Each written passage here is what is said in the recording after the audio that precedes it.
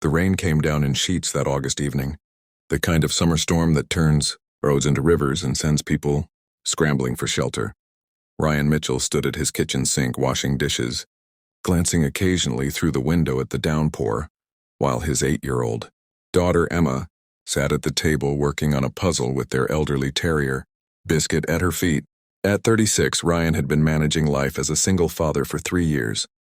Ever since his wife, Amanda, had died from complications during what should have been a routine surgery, he worked as a mechanic at Henderson's auto shop, making just enough to cover rent on their small house, groceries, and Emma's necessities.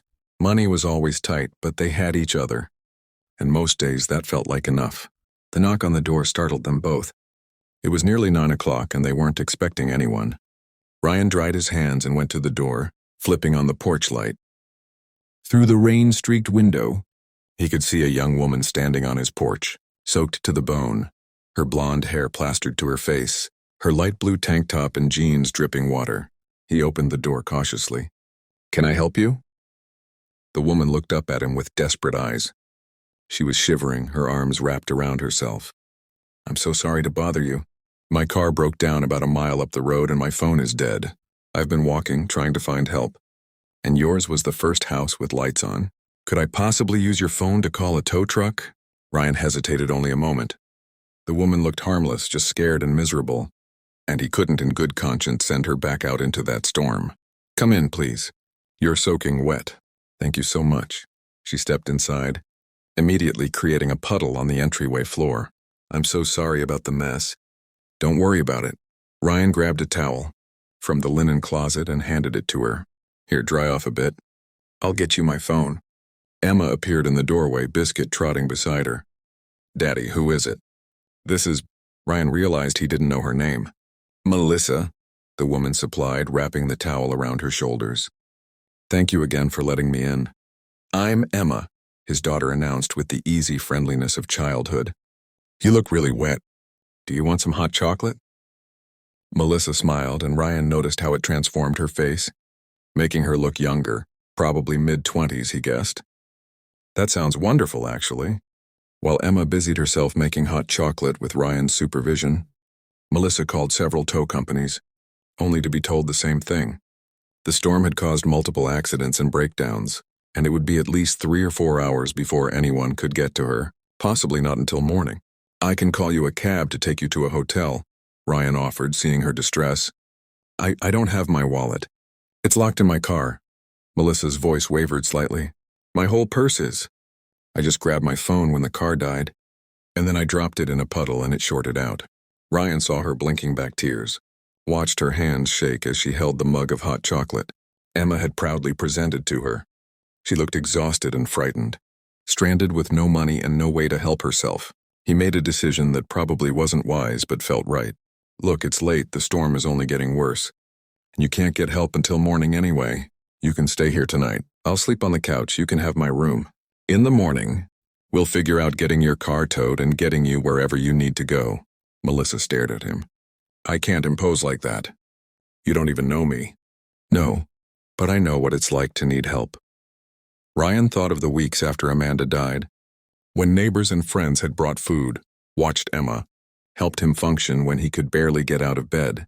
"Sometimes we all need a hand." "It's okay. That's what Daddy always says," Emma chimed in. "He says being kind doesn't cost anything." Melissa's eyes filled with tears. "Thank you. I promise I'll be gone first thing in the morning."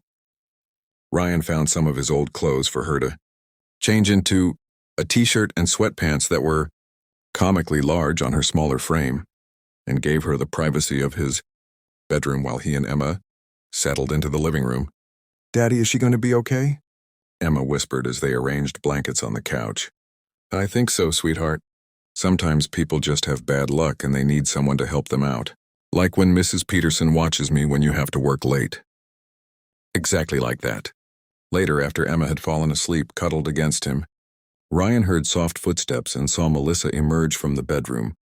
Now dressed in his clothes, her hair towel-dried and hanging in damp waves around her shoulders. "I couldn't sleep," she said quietly. "I keep thinking about how kind you've been. Most people wouldn't have let a stranger into their home. Most people probably have better sense than me." Ryan admitted with a slight smile. But I don't know, you just looked like you needed help. And I've got a good instinct for people.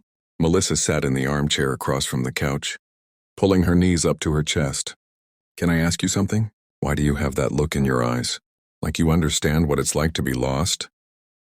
Ryan was quiet for a moment, then answered honestly. My wife died 3 years ago. Left me with Emma to raise alone. For a long time I felt pretty lost. Still do sometimes. I'm sorry, Melissa said softly. That must be incredibly hard. We manage. What about you? Where were you heading before your car broke down? Melissa's expression grew complicated. Away from something I wasn't ready to face yet. Ryan recognized the look of someone running from something painful and didn't push. Well, sometimes a little distance gives us perspective.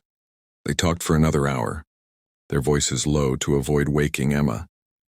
Melissa asked about his work, about raising Emma alone, about how he managed. Ryan found himself opening up more than he usually did. Something about the late hour and the sound of rain on the roof making it easier to be honest. Melissa, in turn, told him she'd been working in marketing but had recently quit her job. She was vague about details and Ryan didn't press. Everyone had a right to their privacy. In the morning, the storm had passed, leaving everything clean and bright. Ryan made breakfast while Melissa helped Emma feed Biscuit, the two of them chatting easily. You're really nice, Emma declared. I wish you could stay longer. Emma, Ryan said gently. I'm sure Melissa has places she needs to be. But Melissa looked thoughtful. Actually, if your dad doesn't mind, maybe I could stick around today. Help out a bit? It's the least I can do to thank you for your kindness. Ryan started to protest, but Emma was already cheering. And honestly, the company was nice. It had been a long time since another adult had been in their home, sharing meals and conversation. The tow truck finally arrived around noon. Melissa went with the driver to assess her car, a sleek vehicle that looked expensive.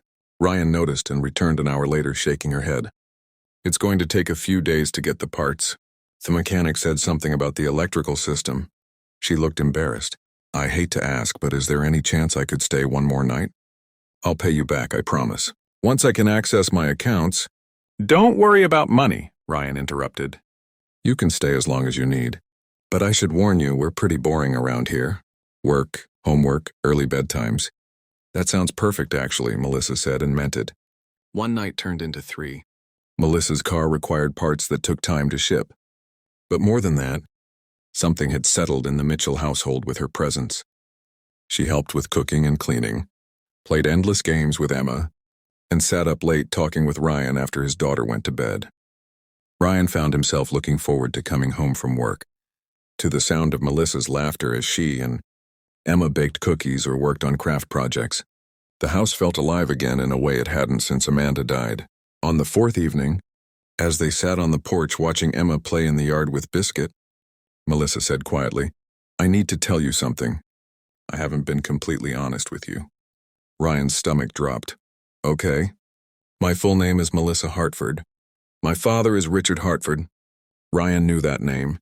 Everyone in the state knew that name. Richard Hartford owned Hartford Industries, a manufacturing empire worth billions. He was one of the wealthiest men in the country. Ryan couldn't quite process it. You're a millionaire?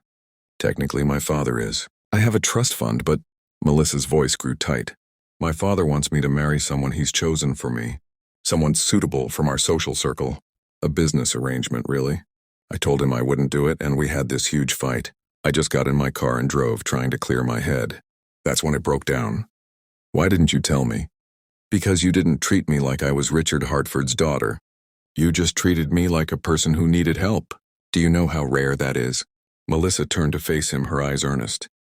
These past few days being here with you and Emma, it's the first time in years I've felt like myself. Not an heiress, not a social obligation, just me.